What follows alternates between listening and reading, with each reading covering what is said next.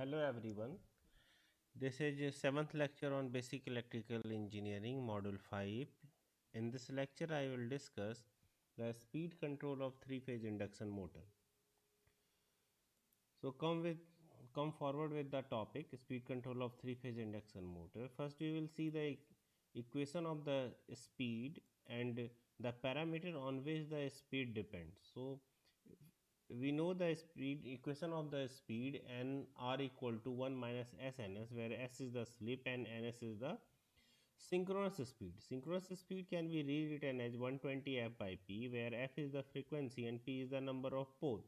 So from this equation we can come at the conclusion that if we change the value of frequency in number of pole and the value of slip, we can change the speed. So let's discuss what are the method of various method of speed control of induction motor. The first method is the pole changing method.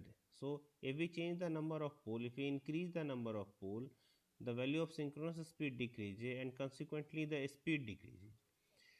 Next method is the stator voltage control. In this method we reduce the value of in this method we reduce the value of uh, torque. So if the value of voltage reduces, the value of torque also reduces, so speed torque characteristic goes down. As the speed torque characteristic goes down, we have different different operating point. So if voltage is V1, then the operating point is at speed N1, and if we reduce the voltage, torque speed characteristic goes down and we obtain another operating point at speed N2, and if we again reduce the voltage V3, we have some less uh, amount of torque, and the speed torque characteristic goes down, and we have another operating point at speed n3. Operating point is the point which is obtained by the cross section of the motor torque speed characteristic and load torque speed characteristic. So wherever they intersect each other, there will be an equilibrium obtained and it will be the operating point. So here the load torque and motor torque are equal, so motor will operate at this point. If we reduce the value of voltage, the torque speed characteristic goes down and we obtain the equilibrium point at some different speed. So as voltage reduces, speed reduces. Another method is by changing the value of supply frequency. So nr is directly proportional to the frequency. If we increase the frequency, nr increases, rotor speed increases, and if we decrease the frequency, rotor speed decreases. Another method is to change the rotor resistance. As we know that the value of slip at which maximum torque occur, that is equal to sm equal to r2 divided by x2 0. So if we change the value of r2, the occurrence of maximum torque will change its position. So if this occurrence change its position, the torque slip characteristic get modified and this operating point gets shifted. So by changing the rotor resistance, we can also change the value of speed. But if we increase the rotor resistance, there will be increase in power loss, so that is not beneficial. Overall efficiency of the motor reduces in this method. So we have chosen some another method of speed control, that is slip power recovery, where this loss of power can get recovered. We will discuss in coming slide. So let's go come for go forward with the first method, the pole changing method of speed control. So this pole changing method of speed control, we change the connection of the stator winding in order to change the number of poles. So there are two method of pole changing. One is the multiple stator winding, in which we have multiple number of stator winding in the same motor. Another method is the method of consequence poles. So first we will see the multiple stator winding. As the name suggests, in this method we have two separate winding for two different number of pole. So if we have two separate windings, suppose one winding is corresponding to 4 pole and another winding is corresponding to 6 pole. So whenever we excite the 4 pole winding, the speed we get is corresponding to 1050 rpm, and whenever we energize the winding corresponding to 6 pole, we will get the speed corresponding to 1000 rpm. So by changing this winding, by changing the supply to the different winding, we will different value of speed. But this method has drawback that uh, we have two winding which is more costly, and this method is also not efficient. So we go to the another method, and that method is consequence pole. In this method we subdivide this single stator winding into group of coil. So if we change the direction of current in any of the group of coil, we get the different number of poles. So let we have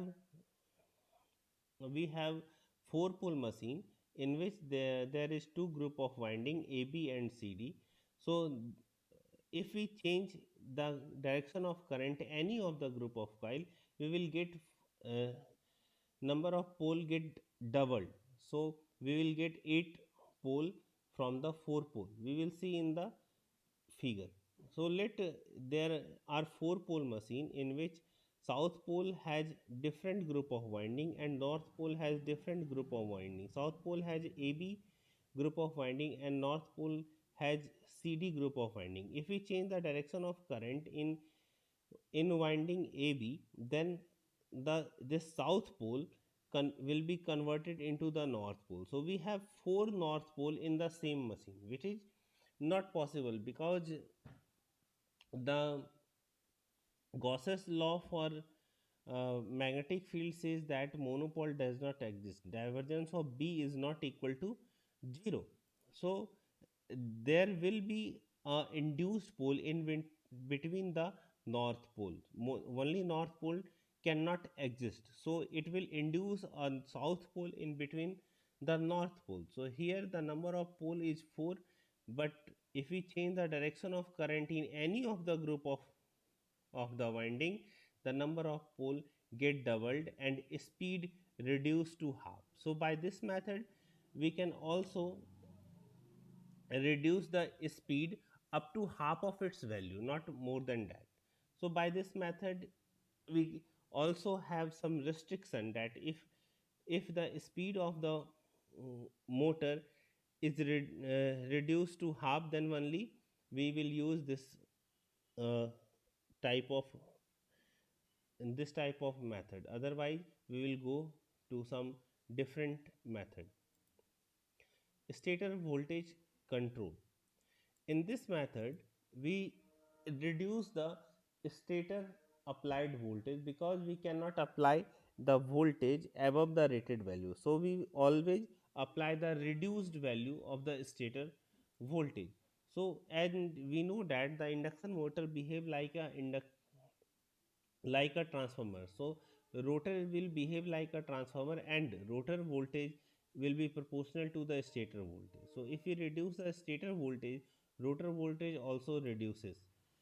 And we know the equation of motor torque T equal to KD SE20 square R2 divided by R2 square plus X20 square. So if we reduce the stator applied voltage, rotor voltage reduces and it reduces the torque. So overall torque speed characteristic goes down, and we will get different value of speed and different operating point at different speed as the voltage reduces. So from this characteristic, we can see that if we reduce the voltage, torque speed characteristic goes down and speed also reduces. So by reducing the voltage, we can also reduce the value of speed of an induction motor, and this is a smooth reduction in the voltage. We can compare this method of speed reduction in our household fan. In fan, we regulate the voltage and we get the reduced value of speed.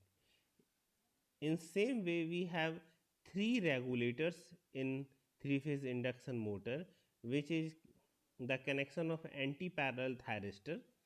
If we control this gate signal, uh, and control the phase angle of the triggering angle of the three phase supply voltage, we can control the RMS value of the applied voltage to the induction motor, and as the RMS value of the voltage reduces, the speed torque characteristic goes down and we will get the reduced value of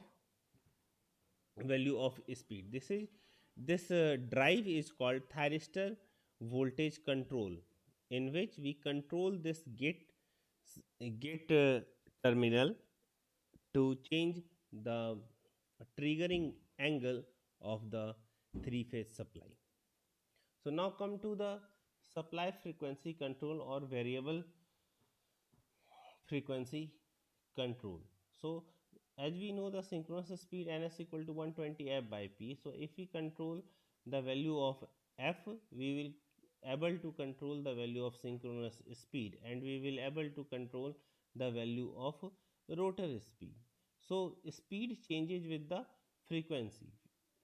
Nr is proportional to f. To maintain the rated value of flux, we again keep in mind that v by f must be constant. So if we increase the value of frequency, we have to increase the voltage, and if we want to reduce the frequency, we have to reduce the voltage. Otherwise the value of flux won't be constant, and we will not be at the position of utilizing the machine in proper way. So if you want to utilize the machine in proper way, we have we have to maintain the rated value of flux. So in order to maintain the rated value of flux, we have to keep in mind that v by f must be constant. So while whenever we are changing the frequency, we will also change the voltage in proportion. There are to change the frequency of the supply, we have mainly three type of power electronic device. One is the voltage source inverter, another one is the current source inverter, and one more power electronic drive, that is the cyclo converter. Inverter is a device. We have also inverter in our house, which can convert the 12-volt power into 230-volt 50 hertz supply. So this inverter convert DC source into voltage, and a DC source into AC. So if we have a purposely designed inverter for speed control, we have a DC voltage source, and it is in combined with the inverter will give variable frequency AC supply. So if we use inverter, we can get AC from the DC, and that too of the variable frequency. But if we have cyclo converter has capability to direct conversion of AC into AC. If we have fixed value, fixed voltage, fixed frequency AC supply, as usually we have 230-volt 50 hertz AC supply, the cyclo converter can convert it into variable voltage, variable frequency supply. So, but it has a restriction that it can only reduce the voltage in integral dividend of the fundamental frequency. So with the help of cyclo converter, we can only reduce the voltage, but with the help of inverter we can increase or decrease the voltage. Therefore the cycloconverter can be used only to reduce the speed in the integral dividend of the rated speed. Now come to the rotor resistance control. In rotor resistance control, we have to control the resistance of the rotor. That is only possible in wound type induction motor, because in squirrel cage induction motor there is no slip ring where we can insert the external resistance, but in wound type induction motor there are three slip ring from where with the help of brush and external resistance we can connect the external resistance to the rotor circuit, like as shown in the figure. So with this three brush we can connect this three external resistance in the circuit.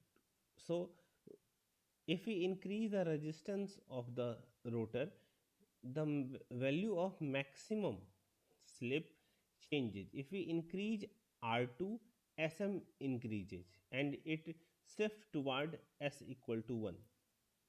So if R2 increases, it starts shifting toward S equal to 1, and this characteristic changes, and we can see from this characteristic that for a given value of load the speed of induction motor get reduces as we increase the value of resistance. So with higher value of resistance we will get lesser value of speed. So so in this method we insert the resistance in the rotor circuit, which may increase the loss in the circuit. Therefore this method is not much efficient. So on the efficiency of the control drive in this method of speed control is low. To improve this drawback we use slip power recovery method. So in slip power recovery method, this power which is getting lost into the rotor resistance is again fed to the supply. So in rotor resistance control, huge power is wasted into the external rotor resistance as I square R loss. This power uh, this power is also known as slip power. So to recover this power we use a power electronic circuit, and it is known as rectifier inverter bridge circuit. This circuit feed back the power into the supply and improve the efficiency. By changing the firing angle of the inverter bridge circuit, we can change the effective value of resistance, and if we change the effective value of resistance, speed changes. So these are the method of speed control uh, which should be discussed in the basic electrical course. And with this we end the lecture. If you have any doubt we may connect me through the WhatsApp. You can also comment in the video. I will discuss. Thank you.